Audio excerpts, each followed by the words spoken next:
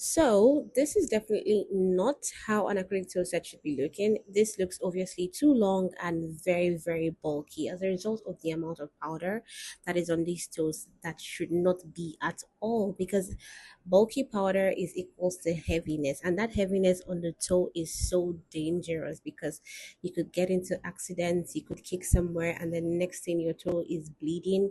The length on this big toe alone, this is like short medium acrylics for fingers, and it's actually very unfair for a nail tech to do this to anybody because it just shows that there is a lack of the necessary skills and the knowledge in using these products and using them the right way, right? So if you're having issues with acrylic toes and you're not really sure of what to do, please you want to watch this video because I'm going to be breaking it down for you. So if you're just joining me for the first time or you have been a part of my family, welcome, and let's get started. So for the big toe, I'm debulking the nails and reducing the length. The reason is because it is too long, which has been already established, and look at the amount of powder on that big toe.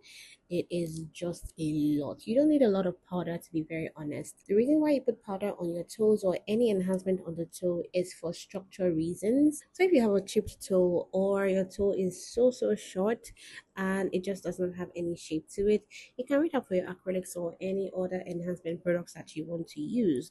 But even if you are doing that, you have to be very careful to do it the right way, because remember, it is not even advisable to use acrylics on the toes in the first place because the product is not flexible at all. It's not as flexible as your gels. So using acrylics can be quite damaging, especially when your client stops her foot on any surface at all, or like something drops on her leg. We don't pray for bad things to happen, but they can happen and it can be very traumatic. So if you're going to be putting any enhancements on your client's toes at all, you have to make sure that you are doing it in the right way, that they can manage properly. In under normal circumstances, this set should be soaked off, but time was not on our side. I had to rush as fast as possible.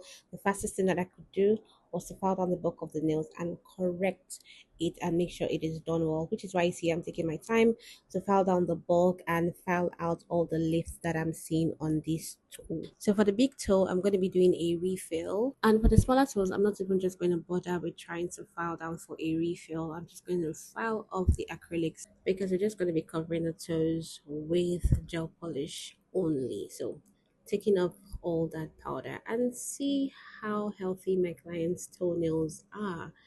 She did not even need the acrylics on the toes in the first place, especially if it was still the French tips that she wanted to do. She could have gotten that service done on her natural toenails. But we are here and we're going to make it better. So after I'm done taking off all of that product, I'm going to be moving into the prep of these toenails. First of all, starting with my mini mandrel bit from nail to go, I'm going to be cleaning around the perimeter of that cuticle, removing any of that crusty skin, any dead skin that is still on the surface of the nail. And I'm also going to be running the mini mandrel bit down the length of the nails to remove any of the product that could still be on it.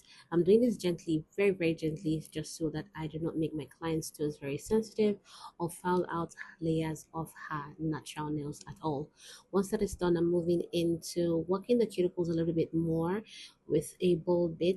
And once I'm done lifting that cuticle skin, I'm just going to cut it off with my scissors. And once that is done, I clean off with some alcohol. You can see that my client's toes are very healthy and did not even need the acrylics in the first place. So yeah. Anyways, for the refill, I decided to use polygel instead of acrylics. No reason, to be honest. I just chose polygel. So I'm starting in with a rubber base coat from Nailed to Go. And once that's cured in the lamp, I go ahead and put the polygel, which I'll be spreading across the nails and filling up that back end. I'm not using a lot of polygel, just very little that will cover the back end. And once I'm done spreading and filling up these nails, we cure in the lamp.